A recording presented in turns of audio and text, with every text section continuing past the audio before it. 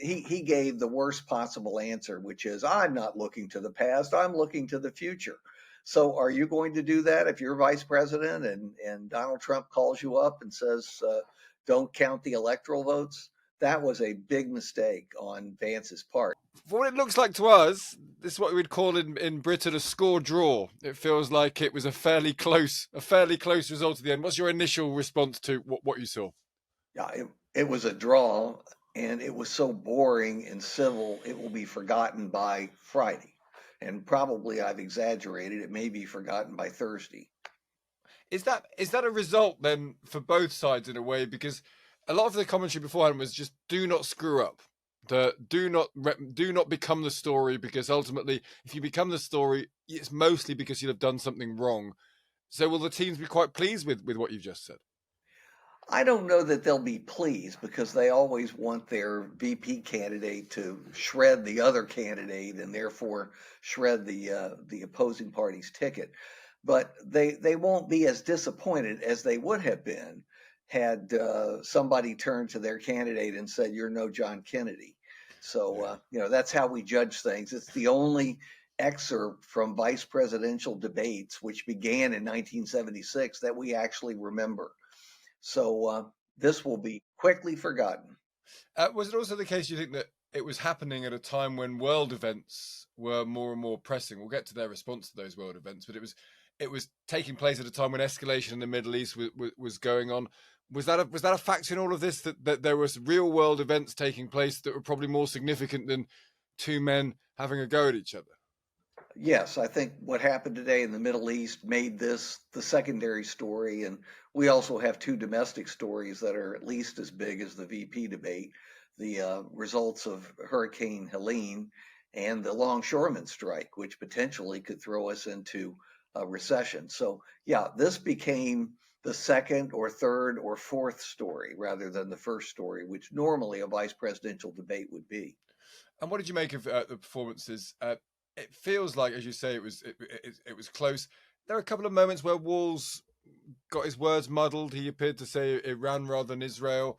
Does that matter? Did it looked like Vance was more confident? Maybe if we just looked at it on a purely body language and demeanor and control over one's words, it felt like Vance may have been slightly more polished than Walls. Is that fair?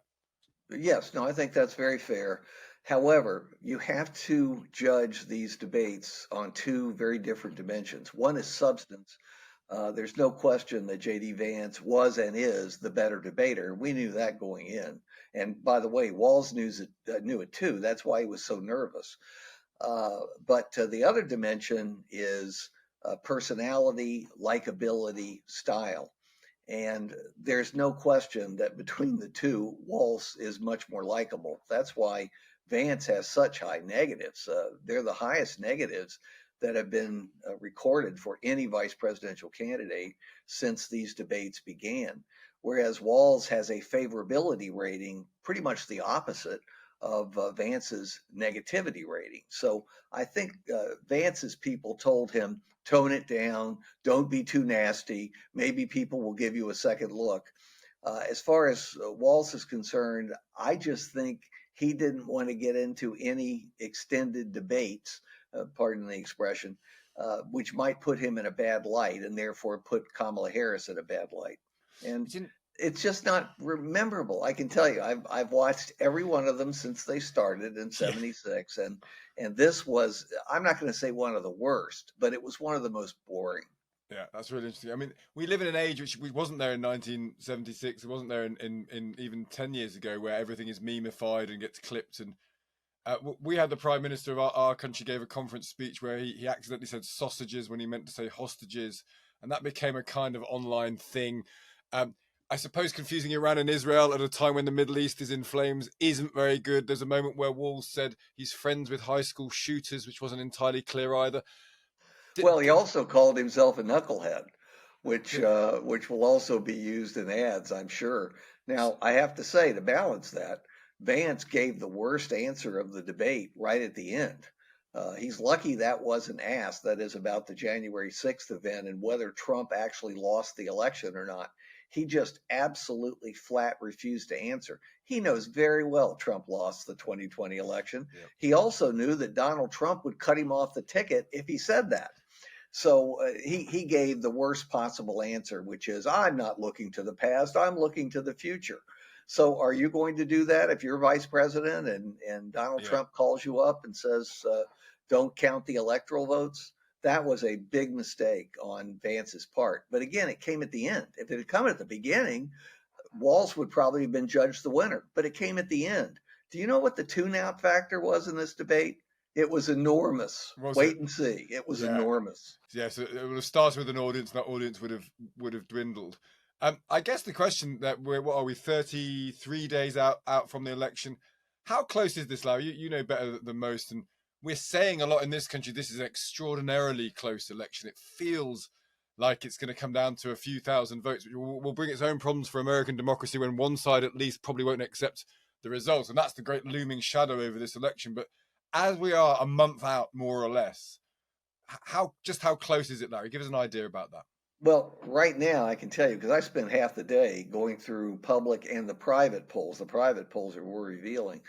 And I can tell you, it really is extremely close. It's disturbingly close because if it does end up being essentially a tie or there's only a handful of electoral votes separating the two, you are quite right to say that half of America probably won't accept the result. And we're really in the soup then. I just don't know what's going to happen, but it can't be good. And that's almost, I mean, it's almost impossible for that not to happen now, isn't it? Because it'd be very unlikely from where you are a month out for someone to suddenly take a significant enough lead for it to be hugely decisive. So you are staring down the barrel of a very, very tight election result, unless someone does something. I suppose you've got a wild card candidate in Trump. Kamala Harris has never done this before. That's, I suppose, the thing in place. Something could shift in a month. Yes, it's unlikely, but look at this year. I just can't believe how many things have happened. Who would have expected Biden to not be the nominee after he won 99% of the delegates? Two assassination attempts against Trump.